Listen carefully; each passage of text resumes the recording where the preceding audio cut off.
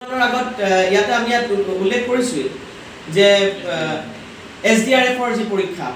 SDRF-ৰ পৰীক্ষা ষ্টেচন অফিচাৰৰ পৰীক্ষা তাত 20টা পদ আছিল 20টা পদ থাকোঁতে 20টা পদৰ কাৰণে পৰীক্ষা হওঁতে তাতে 5 জনৰ ওভাৰলেপিং হ'ল মানে অৰ্থাৎ 25% 5 জন হলে 25% হ'ব 25% যদি আমি ধৰি লওঁ তেনে 51000 25% কি হ'ব 51000ত প্ৰায় 12000 প্ৰাৰ্থী 12000টা পদ আলটিমেটলি ব্লক হৈ গ'ল কাৰণ 51000ৰ আসলে এপইন্টমেন্ট হোৱাৰ সম্ভাৱনাতকৈ এতিয়া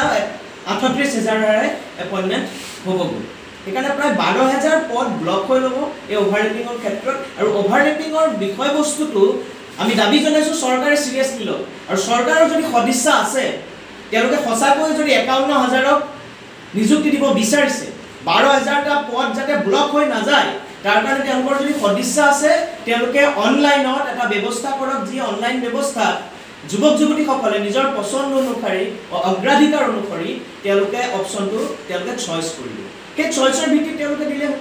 যোনে যেটো চইচ কৰিছে যোনে আগত যেটো চইচ কৰিছে যাৰ নম্বৰ বেছি সেই চইচ অনুসৰি তেওঁলোকক যেতিয়া সিৰিয়ালি ফিল আপ কৰি আহিব সম্পূৰ্ণ 51000টা পদ তেওঁলোকে ফিল আপ কৰিব পাৰিব সেইকাৰণে আমি ডিৱাইএফআইৰ ফালৰ পৰা এই তিনিটা দাবী আমি উত্থাপন কৰিলো এক নম্বৰ এই ওভাৰলেপিঙৰ যেটো ব্যৱস্থা সেই ব্যৱস্থা ৰোধ কৰাৰ কাৰণে অগ্ৰাধিকাৰ ভিত্তিত চইচ দিয়াৰ মাজেৰে অনলাইনৰ জৰিয়তে আগতীয়াকৈ যে তেওঁলোকে যাতে চইচ দিব পাৰে আৰু তাৰ মাজেৰে 10000টা পদ বন্ধ ৰাখি সম্পূৰ্ণ 51000টা এপইন্টমেন্ট তেওঁলোকে যাতে স্বচ্ছভাৱে দিব পাৰে তাৰ ব্যৱস্থা কৰক এক নম্বৰ দুই নম্বৰ হৈছে এপিএসসিৰ এই সমগ্ৰ যি এটা অভিযোগ উত্থাপন হৈছে বহু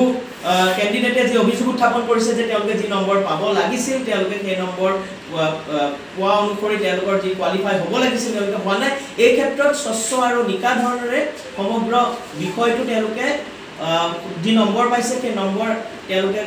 মুকলি কৰক আৰু 3 নম্বৰ কথা যে এপিএসসিৰ মেইনছৰ ক্ষেত্ৰত যে তেওঁলোকৰ নিজৰ ক্যালেন্ডাৰ আছিল সেই নিজৰ ক্যালেন্ডাৰ তেওঁলোকে ফলো কৰি তেওঁলোকে নিজৰ ক্যালেন্ডাৰ মতে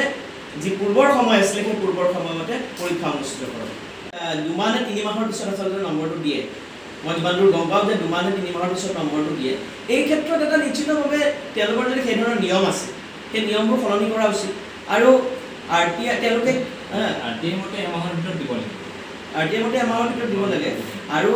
মানে যেটো এপিএসসিৰ নিয়ম সেই নিয়ম যদি তেওঁলোকে সলনি কৰিব লাগে তেওঁলোকে নিশ্চিতভাৱে এই ক্ষেত্ৰত সলনি কৰিব লাগিব কাৰণ স্বচ্ছ আৰু নিকা মানুহৰ এটা বিশ্বাস এপিএসসিৰ ওপৰত থাকিব লাগিব আৰু এই ক্ষেত্ৰত তেওঁলোকে যদি কোৱা নাই যে সকলে কোৱালিফাই কৰিছো বুলি কৈছে তেওঁলোকে যদি কোৱালিফাই কৰা নাই সেই সকলোকে জনাই দিয়ক আৰু যদি কোৱালিফাই কৰিছে সেইটো ডাঙৰ কথা এটা সমগ্ৰ বিষয়টো আচলতে ওলাই পৰিব কাৰণ দুই ধৰণৰ কথা হ'ব পাৰে এটা হৈছে তেওঁলোকে গোটেই বিষয়টো ওলাই পৰাটো ভয় কৰিছে আৰু নহলে তেওঁলোকে ব্যৱস্থাটো সলনি কৰিব বিচাৰে তেওঁলোকে আকুৰ উপোজ মনোভাৱ তেওঁলোকে গ্ৰহণ কৰিছে